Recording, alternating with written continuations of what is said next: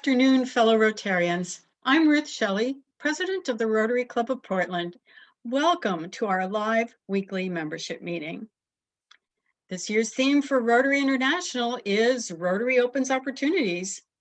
Indeed, Rotary opens opportunities to find solutions for today's challenges: healing from the pandemic, recovery from the economic downturn, and peace building as we seek racial justice. Well, this week, we prop open all three doors for an open flow of ideas as we enjoy a meeting of breakout rooms to get to reconnect with our fellow Rotarians. But first, let's welcome Rotarian Ken Franson for our reflection. Ken? Well, thank you. The masks are coming off. Not for everyone, certainly not everywhere, but the tide has turned and we now know we will get through this horrendous pandemic. And what then? Will we always remember this shared experience in a way that brings us together, like those who have gone through other events together? It reminds me of a few years ago on a hot summer afternoon. I had just hopped onto I-5 at Terwilliger. I only needed to go to the next exit, but rounding the Terwilliger curve, traffic came to a halt. Not stop and go, stop and stop. On the radio, we learned that there was a fatal accident ahead and we would likely be stuck there for hours. After a while, people started getting out of their cars, striking up conversations with other drivers, comparing notes about what each of us had heard, hopping over barriers to allow their dogs or sometimes themselves to relieve themselves. Two radio station reps were on their way back from an event. They had a lot of extra water bottles and refreshments with them, so they started handing them out to everyone. For one brief hour and a half, the random assortment of truckers, families heading home, workers going to work, and others who simply ended up on the same freeway at the same time came together to become not vehicles and faceless drivers, but people, neighbors, who were all in it together. Yet, as soon as traffic began to move again, an interesting thing happened. People jumped back into their cars, jockeyed for position, tried to be the first through the single lane that had reopened. One idiot even went zooming past on the right shoulder, almost causing another fatal accident.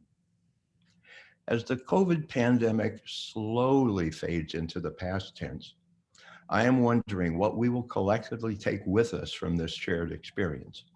Will we always remember the joy of hugging our family members for the first time after so many long months? Will we always appreciate the ability to see others, their faces, their smiles, and the joy of being able to strike up a conversation with a stranger?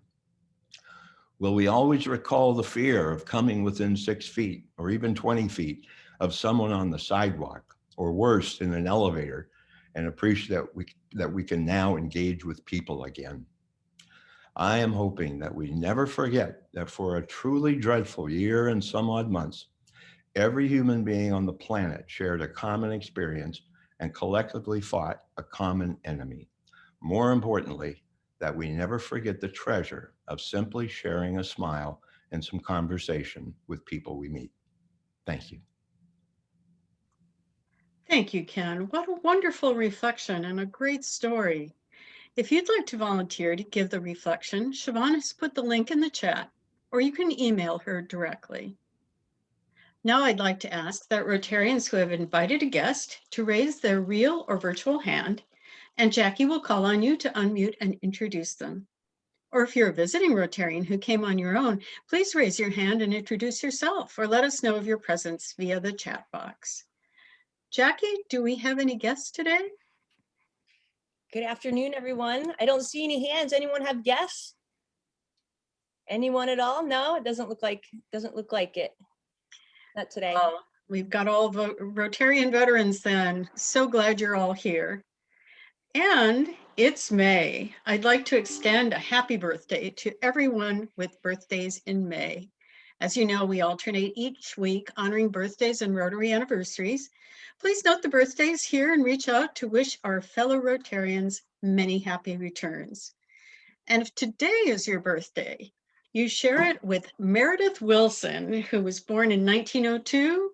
Anybody remember him? The composer of Music Man, 76 trombones, Perry Como was born today in 1912, and coming a little more closer to the recent times, comedian Tina Fey was born today in 1970. So you all have good company. Happy, happy birthday. And now please welcome past President Rotarian Dick Wingard to give you details on the annual Camp Collins cleanup. Say that 3 times fast. Dick, are you with us today?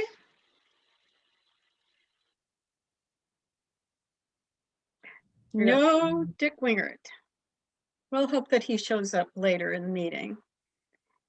Instead, please get ready to join your fellow Rotarians in celebrating service above self during the upcoming week of service starting next Monday, May 24th. We'll be doing a week of service every month during the last full week of the month. We've put together a variety of ideas, outstanding local businesses to support, nonprofits to contribute to, and other easy ways for you to serve safely from home or out and about in the community now that we've taken our masks off.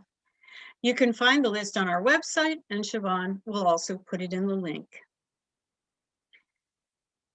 And then finally, today's program is a series of 3 breakout rooms because we don't have a program schedule. Please welcome past President and Assistant District Governor Chris Ackerman of our program committee to tell us about how you can help. Chris? So it's my pleasure to serve as a stand-in for Will, who is our program committee chairman and can't be here today. The COVID year in some ways has been a very daunting challenge for the program committee. Meeting via Zoom has its challenges. Coming up with creative ideas for programs has its challenges. And what we're requesting is thoughts. One of the things that Rotarians have expressed over and over again is interest in topics that reflect business and reflect our community. And so our request to you specifically, well, twofold. Any ideas that you have regarding the community, people who represent certain aspects of the community that you're familiar with, please communicate those to a committee member, to me, to Will, to Danielle Banks, and give us contact information. And then more specifically, it would be absolutely fabulous if you would come forward with your ideas regarding business stories, how somebody has responded to the COVID, how they've thrived or how they've had great troubles. All of those stories are interesting to members. And again, names and contacts and introductions so that we can create a larger pool of potential speakers. Will has done an amazing job under very challenging circumstances to bring forward programs for us each week.